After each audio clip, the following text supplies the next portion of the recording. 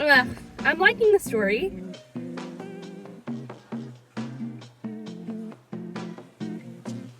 Swore away. Little kitty cat paws all over my windshield. What did I just read?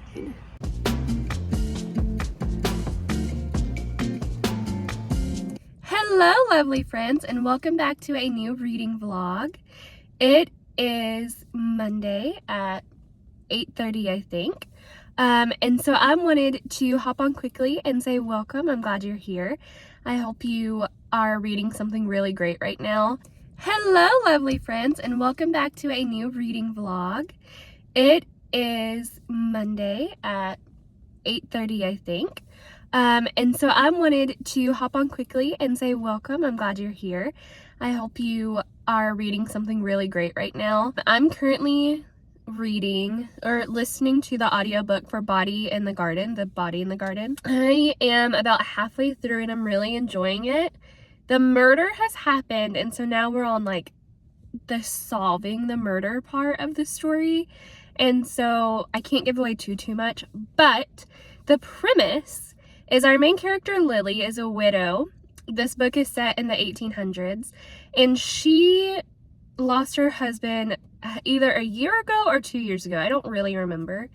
But in the book it does say that he was sick for 3 years, but I think he's only been passed away for a year.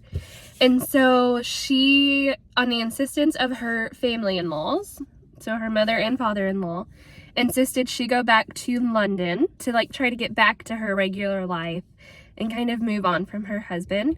And here is how the story is like set up, and it focuses around Lily. Her best friend has a ball or a soiree,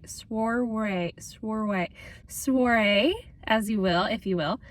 And Lily needs a break from the party goers, and so she steps outside onto the balcony to get some fresh air, and she overhears two men arguing, and then she hears a click of a pistol, and she thinks that she hears a shot. And so when all of this happens, she runs to go find her friend Jack, who's going to walk the garden with her and see if there is a body or not. And of course they go and they find the body. There's a few key characters in this story that I don't know what I think of them yet. I have read some really great reviews. I read that people say there's a really great twist at the end of this book, and that's kind of what I'm excited for. So I'm kind of waiting to see, is there a twist or am I figuring it out? And honestly, right now, I don't know. I don't know who did the murder, and I'm not quite sure why they did the murder. And so I'm really enjoying that aspect of it, because if I can figure out what's happening, I don't really want to read it.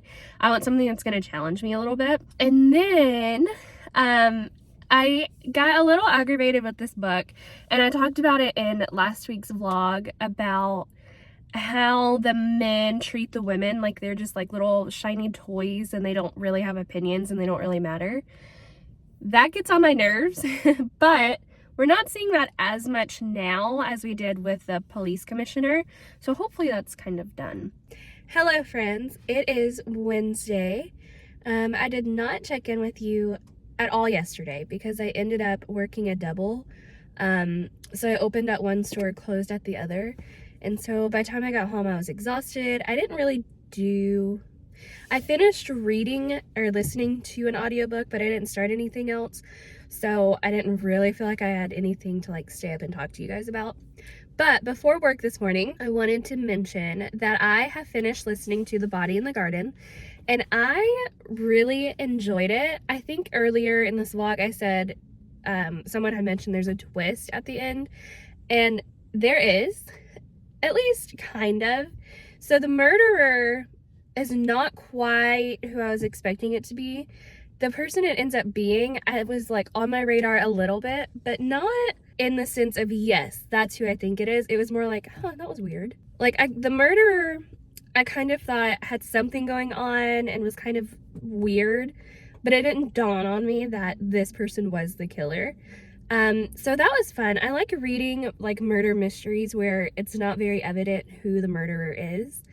And so this book definitely gave that. It definitely gave, like, it could be this person, it could also really be this person, but it's definitely not the person it's pointing to.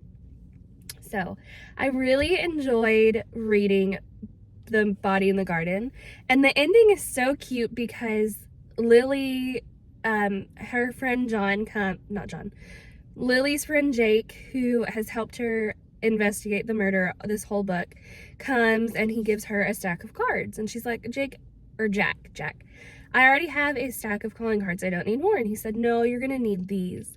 And he got her little, like, investigator cards printed, kind of as an apology because he gets really mad at her for a reason I can't tell you. But he gets really mad at her. And so to kind of make amends, he gets her these investigator calling cards.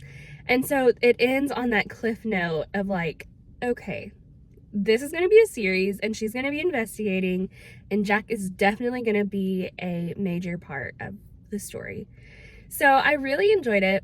I think it was so fun. I think the little touches of, like, glimpsing forward were done really well. The calling cards, although not subtle, I think was a great way to set up the reader to be like, hey, there's gonna be more, and if you liked this story, if you liked the way I wrote this story, there's gonna be more for you. So I really enjoyed it. I wish I knew what I had talked about in this reading vlog so far, and I honestly have no idea. I think I've talked about Love Hypothesis by Ali Hazelwood, but I don't even know if I've talked about it. I've read it, and I will have to go back through my clips to see what else I've talked about. I don't even know if I've talked about Love Hypothesis yet. It was one of my favorite reads, I think, so far in the month of June, and it was not on my TBR, but that's where we are right now. I am currently reading 7 Exes by Lucy Vine. This is on my June TBR. It's the first book I've picked up off of my June TBR, in fact. And I'm on page 220, I think is where I'm at. I'm about halfway through the book, and I have a bunch of thoughts about it. But honestly, I have a little bit of a pet peeve. And it's something that I've noticed a lot in, like, recent contemporary literature or recent romance, whatever genre it is. I've noticed it kind of across the board. Is people love to use swear words and curse words as a filler. And for example, what I mean by that is when you're talking to some people, sometimes they use the word like a lot, they use these filler words to make their sentences stretch or to make them seem more intelligent. And I've noticed that these swear words are becoming filler words for people.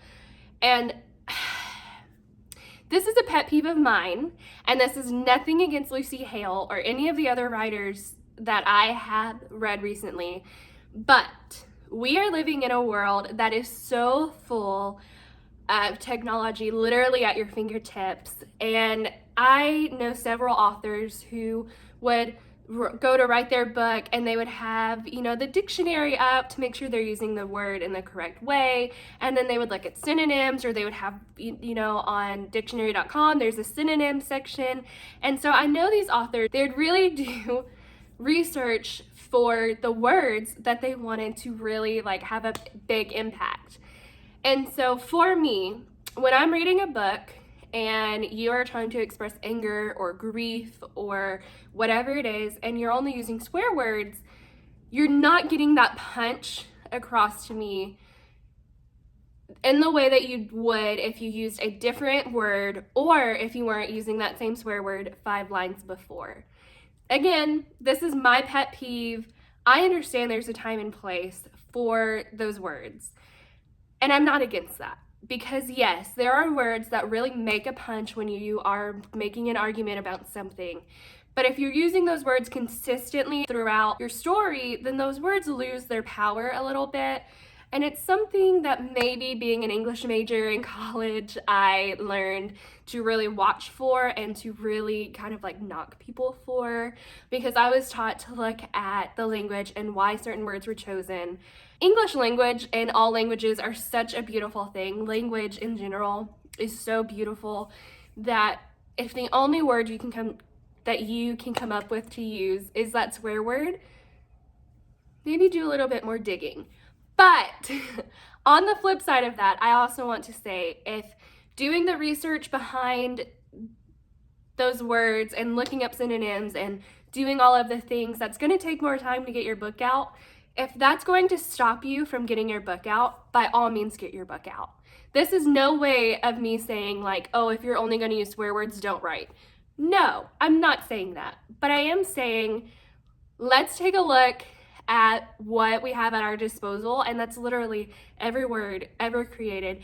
And if you're an author, you have the unique opportunity to create words and to put them in the dictionary. And so I think language is just so beautiful, and we should be looking at language as a whole rather than only looking at English or only looking at German or only looking at Russian or whatever. Look at all of it and decide, yes, this is the word I want to choose. And if it's still a swear word that gets your point across, great, by all means use it. But let's look at the other options before we settle on an easy word. And I know on my Instagram stories I said it's kind of sloppy, lazy writing, and to an extent I do believe that.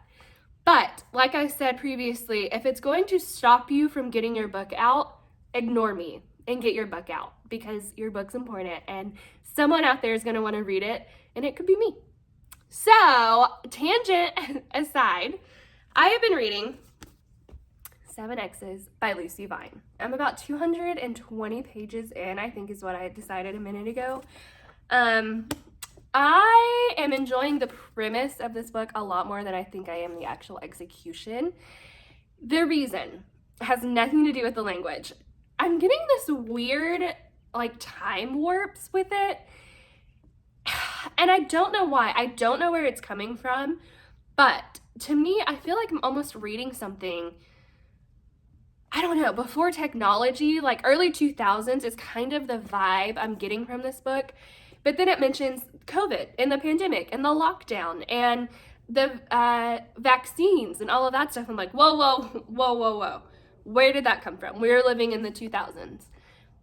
So I don't know if it's my mindset going into this, it was going to be an older book, or if it's the way she's writing is really reminiscent of those older, of early 2000 literature. I don't know. This could be a complete me problem. Again, I'm having a lot of thoughts on this book, and I'm pretty sure most of it's a me problem and nothing to do with our wonderful author who created this book. So while I am enjoying this, if you've not heard of the premise, our lovely leading lady, Esther, has found an old Cosmo magazine, basically. It's not Cosmo, but it's a knockoff. And they talk about you have 7 loves in your life. And they are the first love, the work mistake, the overlap, the friend with benefits, the mischance, the serious one, and the bastard. We are following Esther as she decides she's going to revisit all of these relationships and figure out either who the one is that she missed or what went wrong in those relationships and what she can learn from them. And it's a really interesting story of self-discovery and what could have been, and looking back and seeing your younger self as a horrible person, as we're kind of getting here. Esther was not the greatest role model, and she did not make the greatest choices, but she's learning from these past relationships, and I think that's all that we can ask for. So I am going to continue reading. I am 50% halfway through, as I had said earlier. So I want to finish this and I will get back with you, and hopefully we will be starting another book in this reading vlog. If not, I will come back and talk to you about Love Hypothesis. Like I said, I have to look through my clips because I don't remember what I've talked about so far. So yesterday, or not yesterday, but the clip before this one, I told you guys that I have a lot of thoughts about the 7 Exes by Lucy Vine. And I know earlier in this video I talked a little bit about how the language just kind of got on my nerves, and I talked a little bit about why it was getting on my nerves. But I did not enjoy the character development, if any, of Esther. I feel like she was just so unlikable I really thought the premise was so interesting, and I was so excited to read it because, you know, everyone has 7 exes in their life, and they can all fit into the categories that Lucy Hale and Esther were talking about in this book. I just really did not enjoy it, and I think it's when she hits about like her 4th ex or something that I was like, oh, Lucy is not, or not Lucy, but Esther is not a good person. Like, she just is not nice. She's not a nice person. She's not a good friend. The reason a lot of her exes are because of her and decisions that she made. And I'm not saying anything's wrong with that, but what I am saying is this character was just so unlikable and so unrelatable almost in her unlikability that I was ready to get done with it, and I almost DNF'd it, and I probably should have, but I didn't. I stuck it through and I finished it. But would I recommend it? No. I think I gave it a 2 stars. And there are many reasons I wouldn't recommend it, but the main thing is our character is just so unlikable, and I really found myself hoping she didn't have a happy ending because that's how unlikable she was. And normally I want everyone to have a happy ending. But she just was not it for me at all. I did not enjoy that book. Once I finished reading 7 Exes, I don't know why I can't remember the name of that. 7 Exes, I listened to the audiobook of After I Do by Taylor Jenkins Reid. And if you know me, you know she's one of my favorite authors ever right now. Like, I love everything she's writing. And so I read that and I gave it a 5 stars. It was my first 5-star of the year. It was so good. It's not a rom-com, but it is definitely like a romantic dramedy, a rom-dramedy. I don't know if that's a thing, but it talks about our 2 characters, Lauren and Ryan, are married, and they have been together for 11 years.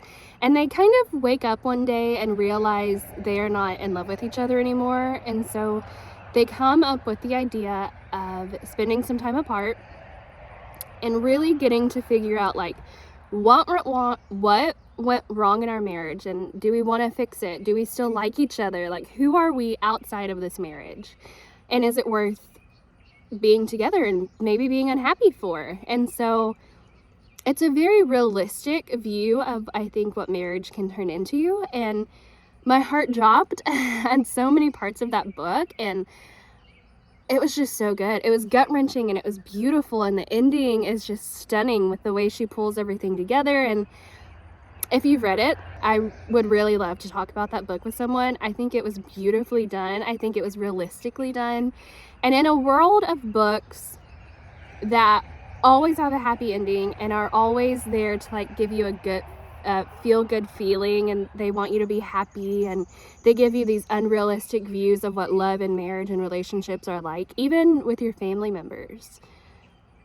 This book shows you real life better than I've ever read it, and it was just stunning. It was beautiful, and I think if you've not read that book, it's something you really need to consider reading. It was just done so well, and I loved it, and I'm gonna be thinking about it for a while because, wow, it was so good. So I know not very much happened in this vlog. It was kind of weird. It's been a weird few weeks, and it's been a weird week, and so I haven't really had time to vlog and talk to you guys.